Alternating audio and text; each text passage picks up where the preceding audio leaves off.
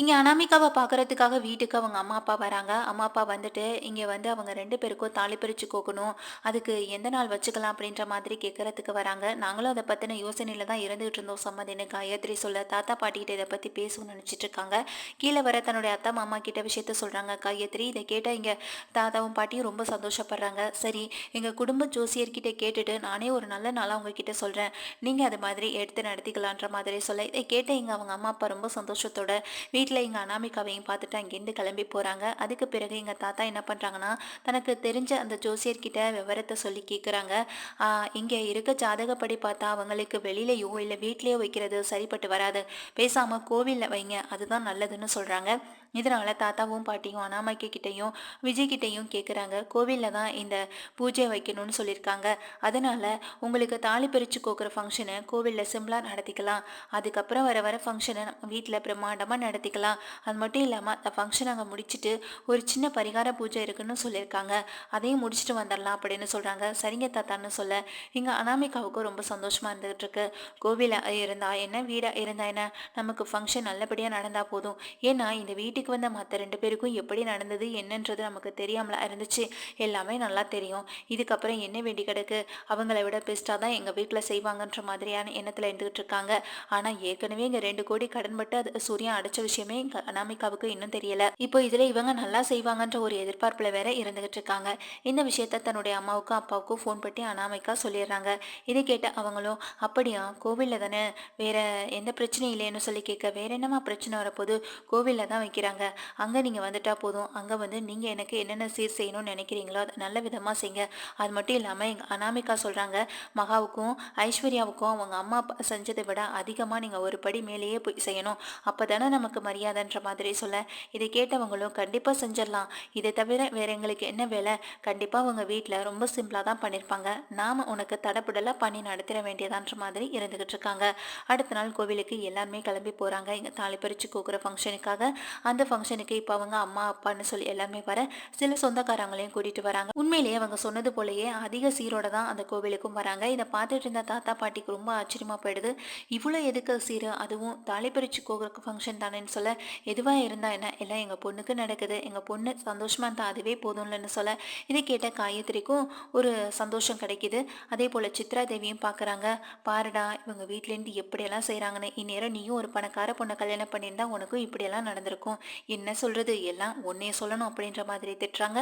அதே நேரம் கௌதமும், நீ என்கிட்ட முதலே பிளானை சொல்லியிருந்தா நான் எதுக்கு இந்த ஐஸ்வர்யா பக்கம் போயிருக்க போகிறேன், என்கிட்ட சொல்லாமல் செய்ய போனதுனால தான் நானும் இவ ஏதோ பெரிய பணக்கார வீட்டு பொண்ணா இருப்பாளான்னு நினச்சி கல்யாணம் பண்ணிட்டு வந்தேன். அதுக்கு அப்புறம் தானே தெரிஞ்சுது அப்படின்ற மாதிரி சொல்கிறாங்க. சரி வீடு, இனிமே பேசி என்ன ஆக போகுது அப்படின்ற மாதிரி இங்கே சித்ரா தேவியும் சொல்லிட்டு உள்ளே போக, கௌதமும் உள்ளே போயிடுறாங்க. இந்த சீரெல்லாம் கொண்டு வந்து வைக்கிறாங்க. அப்போ இந்த ஃபங்க்ஷனுக்கு இங்கே குறிப்பிட்ட ஆட்களை மட்டும் கூப்பிடும் பொழுது மகாவோட அம்மாவையும் அப்பாவையும் கூப்பிட்டுருக்காங்க. ஆனால் பிரபாவை வர வேண்டாம்னு சொல்லிடுறாங்க எங்கள் ஐஸ்வர்யாவும் மகாவும். இதனால் பிரபா வந்துட்டு நீங்கள் கூப்பிட்டாலும் நான் வரப்போகிறதில்லன்னு சொல்லிட்டு அவங்களும் இந்த ஃபங்க்ஷனுக்கு வராமல் வீட்டிலே இருந்துகிட்டு இருக்காங்க. இப்போது இந்த ஃபங்க்ஷனுக்கு வந்தகையோட விஜய் கேட்குறாங்க, ஆமாம் ஆண்டி பிரபா எங்கன்னு சொல்லி கேட்குறாங்க. பிரபாவை பற்றி பேசணுன்னே அனாமிகாவுடைய முகம் மாறுது. அனாமிகாவை பார்த்துட்டு, சரி சரி ஆண்டி, நான் வேறு எதுவும் கேட்கல, நீங்கள் போங்கன்னு சொல்லி அனுப்பி வச்சுறாங்க. சாரி அனாமிகா, எப்போதும் போல் ப்ரோவை கேட்பேன்ல, அந்த ஒரு நினப்பில் தான் நான் கேட்டுட்டேன், வேறு ஒன்றும் இல்லைன்னு சொல்கிறாங்க. இங்கே எதுவுமே பேசாமல் அனாமிகா இருந்துட்டு இருக்காங்க. தாலி பறிச்சு கோக்குற ஃபங்க்ஷன் வந்துட்டு ஃபஸ்ட்டு ஆரம்பிக்குது, நல்லபடியாக முடியுது. முடிஞ்ச கையோட அனாமிகாவோட அம்மா சொல்கிறாங்க, இந்த மாதிரியான ஃபங்க்ஷனை யாருமே எங்கேயுமே நடத்திருக்க மாட்டாங்கல்லன்னு சொல்ல, இதை கேட்ட தாத்தாவும் பாட்டியும், ஏன் இப்படி சொல்கிறீங்க, இதுக்கு முன்னாடி நடந்த ஃபங்க்ஷன் ரெண்டுமே எங்கள் வீட்டில் தான் நடந்தது, இதை விட பெரிய அளவில் தடபுடலாக நடந்துச்சு அப்படின்னு சொல்கிறாங்க. இதை கேட்ட அனாமிகா, இல்லையே, இதுக்கு முன்னாடி நடந்த 2 ஃபங்க்ஷனும் ஏதேதோ பல பிரச்சனைகளில் நடந்ததாக சொல்லி தானே கேள்விப்பட்டேன்னு சொல்ல, இதை கேட்ட தாத்தா பாட்டி சொல்கிறாங்க, பிரச்சனைகள் நடந்ததெல்லாம் சரிதாம்மா, ஆனால் அந்த ஃபங்க்ஷன் முடியும் பொழுது ரொம்ப சந்தோஷத்தோடு தான் முடிஞ்சுது. இதில் எந்த ஒரு குறையுமே எதுவுமே இல்லை. இந்த சீர்சனத்துக்கு கூட அவங்க அம்மா குறைச்சல் இல்லாமல் பண்ணிட்டாங்கன்னு சொல்ல, இதை கேட்ட எங்கள் அனாமிகாவுடைய முகமும் அவங்க அம்மாவுடைய முகமும் மாறுது. இப்படி எல்லாமா அந்த கோடீஸ்வரி செஞ்சிருக்க போறா அப்படின்ற மாதிரி பேசிக்கிட்டு இருக்காங்க. அதே நேரம் எங்கள் எல்லாருமே சாப்பிட்ட கையோட தனியாக இருந்துகிட்டு இருக்க கோடீஸ்வரி பக்கத்தில் போகிறாங்க எங்கள் அனாமிகாவோட அம்மா. என்ன, இந்த ஃபங்க்ஷனை பார்த்ததும் உங்களுக்கு பொறாமை இருக்கா, இந்த இடத்துல உங்கள் பொண்ணு இருக்க வேண்டியது நினச்சி கவலைப்படுறீங்களான்னு சொல்ல, இப்போ எதுக்கு தேவையில்லாத பேச்சு பேசுகிறீங்க, என் பொண்ணு இப்போ விஜயை மறந்துட்டு அவளுடைய வாழ்க்கையை அவள் பார்க்க ஆரம்பிச்சிட்டா, இந்த நேரத்தில் நீங்கள் செய்கிறது சரியா அப்படின்ற மாதிரி கேட்குறாங்க. இதை கேட்ட இங்கே வந்துட்டு அனாமிகாவோட அம்மா, உண்மையை தானே சொல்கிறேன், இந்த ஃபங்க்ஷனுக்கு நீங்கள் வந்ததே மனசார வாழ்த்துறதுக்கு வந்ததா நினச்சிட்டு இருக்கீங்களா, இல்லை என் பையன் இங்கே அனாமிகாவோட வாழ்க்கையை கெடுக்கணுன்ற ஒரு எண்ணத்துல தானே வந்திருக்கீங்க. எப்படியாவது அனாமிகாவை அவள் வாழ்க்கையிலேருந்து விரட்டி விட்டுட்டு உங்கள் பொண்ணை கொண்டு வந்து உட்கார வைக்கலாம்னு நினைக்கிறீங்க. அதுதானா உண்மை அப்படின்னு கேட்க, இதை கேட்ட எங்கள் கோடீஸ்வரிக்கு கோவம் வருது. என்ன இவங்க அம்மாவை ஏதோ பேசிக்கிட்டு இருக்காங்க, அம்மா முகத்தை பார்த்தாலும் சரியில்லைன்ற மாதிரி ஐஸ்வர்யா பார்த்துட்டு பக்கத்தில் போகிறாங்க. என்ன இப்போ என்ன பிரச்சனைங்க அப்படின்னு கேட்குறாங்க புனகையோட. இதை கேட்ட எங்கள் அனாமிகாவோட அம்மா, என்ன உங்கள் அம்மாவுக்கு ஒன்றுனா உனக்கு மூக்கில் வேர்த்தரும் போலன்னு சொல்ல, ஏன் உங்களுக்கு ஒன்றுனா உங்கள் பொண்ணுக்கு வேக்காதா, அது போல தான் எனக்கு ஒன்று. உடனே ஐஸ்வர்யா திருப்பி கேள்வி கேட்குறாங்க. இருந்தாலும் உனக்கு வாய் அதிகம் தான், இந்த வாய் இருக்கிறதுனால தான் எப்படி எப்படியோ பேசி இந்த வீட்டுக்கு மருமகளாக வந்துட்டேன் அப்படின்னு சொல்கிறாங்க. ஆமாம், உங்கள் பொண்ணுக்கு இருக்கிறத விட எங்களுக்கெல்லாம் கொஞ்சம் கம்மி தான்ற மாதிரி திரும்பவும் பதிலடி கொடுக்குற விதமாக பேசுகிறாங்க. என்ன நீ வந்ததுலேருந்து அனாமிகாவை எடுத்து பேசிக்கிட்டே இருக்க, உங்கள் அம்மா என்னடானா ஃபங்க்ஷனுக்கு வந்ததே எங்கள் அனாமிகாவோட வாழ்க்கையை கெடுக்கிறதுக்கு தான். இப்போ நீ பேசுகிறத பார்த்தா உங்கள் அம்மா அதுக்காக தான் உன்னை அந்த வீட்டிலேயே வச்சுருக்காங்க போல அப்படின்ற மாதிரி சொல்கிறாங்க. எப்படி கரெக்டாக சொல்லிட்டீங்கன்னு எங்கள் ஐஸ்வர்யா வேணும்னே கேள்வி கேட்க, இங்கே பாரு, அந்த வீட்டில் என் பொண்ணு தான் வாழ்வா, உன் தங்கச்சி வாழ்க்கையை நடத்துவான்னு கொஞ்சம் கூட எதிர்பார்க்காதுன்னு சொல்கிறாங்க. இதை கேட்டுக்கிட்டு இருந்த ஐஸ்வர்யா உடனே சொல்கிறாங்க, அப்படியா, உங்கள் பொண்ணு வாழணும் வாழ வேண்டாமான்னு முடிவெடுக்கிறது என்னோட கையில் கிடையாது, அது அவளோட வாயில் இருக்குது. அவள் வாயை வச்சுட்டு அமைதியாக இருந்தால் அவளுக்கும் நல்லது, அந்த குடும்பத்துக்கும் நல்லது. அப்படி இல்லையா ஏதாவது ஒரு பிரச்சனை ஏற்படுத்தணும்னு நினச்சேன்னா கடைசியில் அந்த முடிவை நான் எடுக்கணுன்ற அவசியம் இல்லை, விஜயே எடுத்துகிட்டு போயிடுவார்னு ரொம்பவே சரியான பதிலை சொல்கிறாங்க எங்கள் ஐஸ்வர்யாவும். ஐஸ்வர்யா இப்படி பேசுகிறதுனால இங்கே எதிர்த்து கூட பேச முடியலை அனாமிகாவோட அம்மாவுக்கு. இங்கே உடனே சித்ரா தேவியும் காயத்ரியும், அங்கே என்ன சம்மந்தி பேசிகிட்டு இருக்கீங்க, வாங்க இங்கே வேலை இருக்குது அப்படின்னு சொல்லி கூப்பிடுறாங்க. இருங்கடி, உங்களுக்கு இருக்குன்ற மாதிரி மனசுல நினச்சிட்டு முறைச்சபடியே அனாமிகாவோட அம்மா இங்கேருந்து கிளம்ப, இப்போ எதுக்கடி தேவையில்லாமல் வந்து பேசணுன்னு சொல்கிறாங்க ஐஸ்வர்யா கிட்ட அவங்க அம்மா. பின்ன என்னம்மா, நானும் பார்த்துட்டே இருக்க, வந்ததுலேருந்து ஏதாவது குறை சொல்கிறது, நம்ம குடும்பத்தை இழிவாக பேசுறது, இதுதான் இவங்களுக்கு வேலையா, இதுக்காக தான் இந்த ஃபங்க்ஷனை வைக்கணும்னு சொன்னாங்களா, இப்படி ஃபங்க்ஷன் வைக்கிறதுக்கு அவங்க வைக்காமலே இருந்திருக்கலாமே அப்படின்னு சொல்கிறாங்க. அதுக்கு என்னடி பண்ணுறது, பணக்காரவங்க திமிரு அப்படின்னு சொல்ல, ஆமாம், இவங்களை பார்த்தா எனக்கு அப்படி கூட தோண மாட்டுது, நம்ம வீட்டில் இருக்கிறவங்கள தான் பெரிய பணக்காரவங்களாக இருக்காங்க, ஆனால் அதுக்காக எல்லா இடத்துலையுமா அப்படி நடந்துக்கிறாங்க, இல்லையே இவங்க நம்ம வீட்டில் இருக்கிறத விட என்னமோ அதிகமாக வச்சிட்டு இருக்க மாதிரில நடந்துகிட்டு இருக்காங்க அப்படின்ற மாதிரி சொல்கிறாங்க.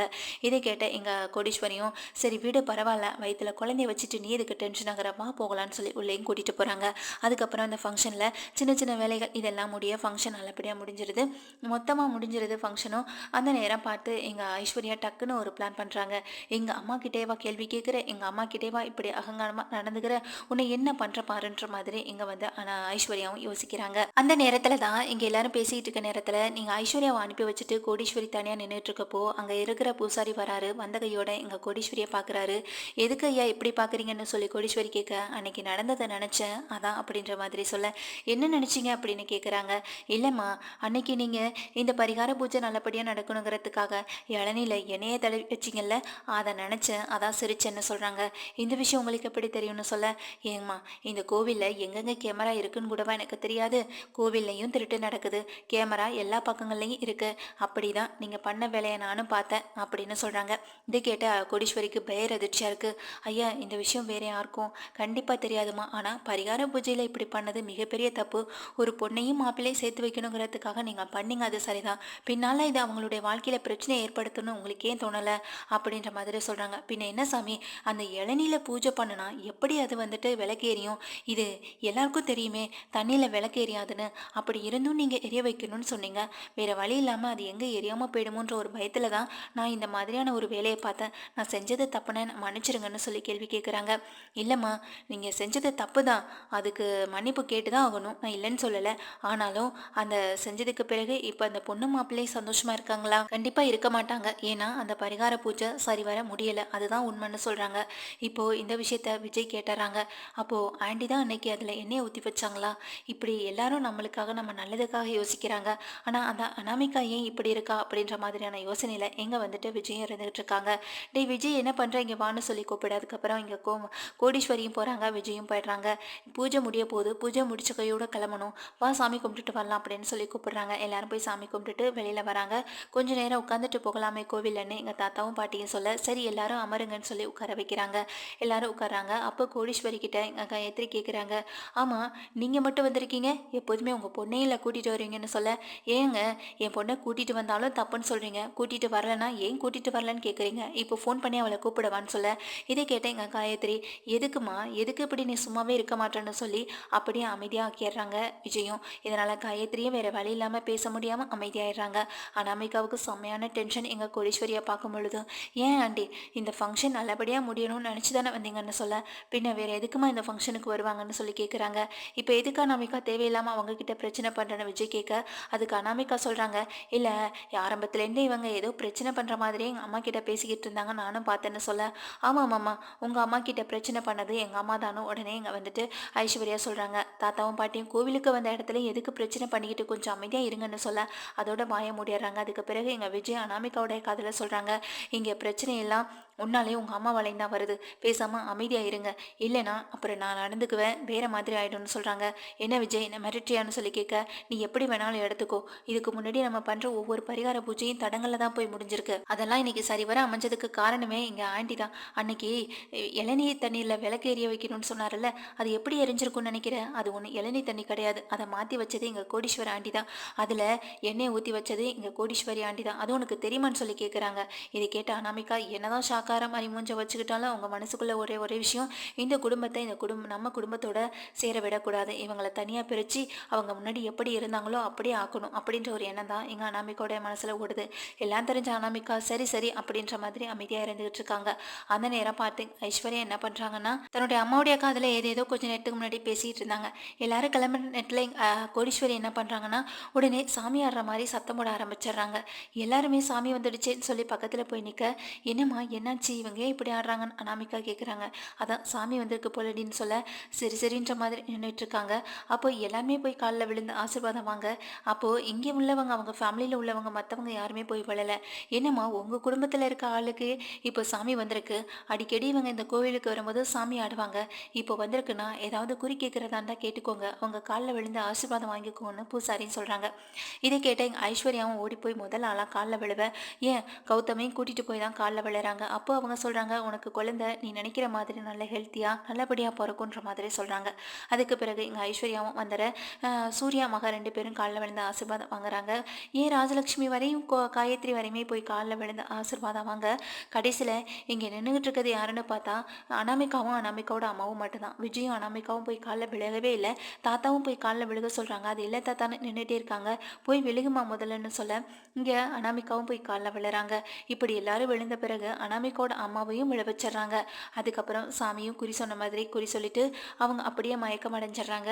அதுக்கப்புறமா இங்கே வெளியில் வர கோடீஸ்வரி சொல்கிறாங்க, உன்னை என் காலில் விழ வைக்கிறதுக்காக தான் இப்படி ஒரு நாடகமே நடந்துச்சு, என்னையாவோ நீ வந்துட்டு அசிங்கப்படுத்துகிற என் குடும்பத்தை, என் பொண்ணுங்களை அந்த வீட்டை விட்டு வெளியில் அனுப்புவேன்னு சொன்னியாமுல்ல எங்கள் ஐஸ்வர்யா கிட்ட, அப்படி ஒன்று நடக்கவே விடமாட்டேன், உனக்கு முதல் எதிரியே நான் தான், உன்னை அந்த வீட்டிலேருந்து எப்படி விரட்டி அடிக்கிறேன்னு மட்டும் பாருன்னு எங்கள் கோடீஸ்வரி அனாமிகாவுடைய அம்மா கிட்ட ரொம்ப கெத்தாக பேசுகிறாங்க. இதை கேட்டு அவங்க அம்மா ரொம்பவே அதிர்ச்சி ஆகுறாங்க. அப்போ நீ வேணும்னு தான் சாமி ஆடினியா என்னை காலில் விழ வைக்கணும்னு சொல்ல, ஆமாம் உன்னைய காலில் விழ வைக்கணும்னு இல்லை, எனக்கு பிடிக்காத சில பேரை காலில் விழ வைக்கணும்னு நினச்சா விழ வச்சுட்டேன், அவ்வளவுதான், இதுக்கு கடவுள் என்ன தண்டனை கொடுத்தாலும் பரவாயில்ல, நீங்கள் செய்கிற தப்பை விட கடவுள் எனக்கு பெரிய தண்டனையெல்லாம் கொடுக்க போகிறது கிடையாது, கண்டிப்பாக நீ எப்படிப்பட்டவன்ற ஒரு நாள் விஷயம் வெளியில் தெரியத்தானே போகுதுன்னு சொல்ல, இதை கேட்ட அனாமிகாவோட அம்மா அதிர்ச்சியில் உறைஞ்சி போய் நின்றுட்டுருக்காங்க. இங்கே பயங்கரமாக வெளுத்து வாங்குறாங்க. நேரம் பக்கத்தில் வர ஐஸ்வர்யா, என்ன அம்மா காலில் விழுந்தது ரொம்ப சங்கட்டமாக இருக்கா அவங்களுக்குன்னு சொல்லி கேட்குறாங்க. இப்போது தெரியாமல் எல்லாருக்கும் முன்னாடி காலில் விழுந்தீங்க, நாளைக்கு உங்களை பற்றின உண்மை எல்லார் முன்னாடியும் தெரிய வரும்போது எல்லார் காலிலையும் விழ வேண்டியதாக இருக்கும், அதுக்கு தான் இப்போவே ப்ராக்டிஸ் எடுத்துக்கோங்க சரியா அப்படின்னு சொல்லிட்டு இங்கே ஐஸ்வர்யா பயங்கரமாக பேசிட்டு தன்னுடைய அம்மாவையும் கூட்டிகிட்டு போக, இங்கே கோடீஸ்வரி நம்ம நினச்சதை விட பல மடங்கு தில்லாலங்கடியாக இருக்கா, இவகிட்ட உஷாராக இருக்கணுமே அப்படின்னு நினச்சிட்டு இருக்காங்க. இப்போ காலில் விழுந்ததை நினச்சி வேற ரொம்ப சிங்கப்பட்டு நின்றுட்டு இருக்காங்க. இப்படிப்பட்ட ஒருத்தி தான் அந்த வீட்டில் வந்து இருந்தானா என் பொண்ணு எப்படி வாழ முடியுன்ற யோசனையில் இருக்க, அதே நேரம் எங்கள் மகாவை பார்த்து சொல்கிறான். அதே நேரம் கோடீஸ்வரியை பார்த்து சொல்கிறாங்க, அம்மா மகாவும் எப்பொழுதும் ஆஃபீஸ்க்கு போயிடுறா, இப்போதெல்லாம் இருக்கிறதில்ல, அவளும் அவள் புருஷன் கூட இருந்தால் தானே சந்தோஷமாக வாழ்க்கையை ஆரம்பிக்க முடியும், பேசாமல் நீ என் கூட வந்து வீட்டில் இருக்கியா, இந்த அனாமிகாவை நம்பி என்னால் வீட்டில் கூட இருக்க முடியாது, அவள் ரொம்ப மோசமான ஆளாக இருக்கான்னு சொல்லி எங்கள் கோடீஸ்வரியை தன்னோட கூட்டிகிட்டு போகிறதுக்கு எங்கள் ஐஸ்வர்யாவும் பக்காவாக பிளான் பண்ணிட்டாங்க. இப்போ கோடீஸ்வரி அந்த வீட்டுக்கு போனதுக்கு பிறகு தான் அனாமிகா பற்றின ஒவ்வொரு செயலும் உண்மை வெளியில் வரப்போகுது. அவங்க ஆடுற ஆட்டத்தை பார்க்க முடியாமல் தாங்க முடியாமல் எங்கள் அனாமிகாவை இந்த வீடும் வேண்டாம் விஜயும் வேண்டாம்னு சொல்லிட்டு ஓடி போக போகிறாங்க.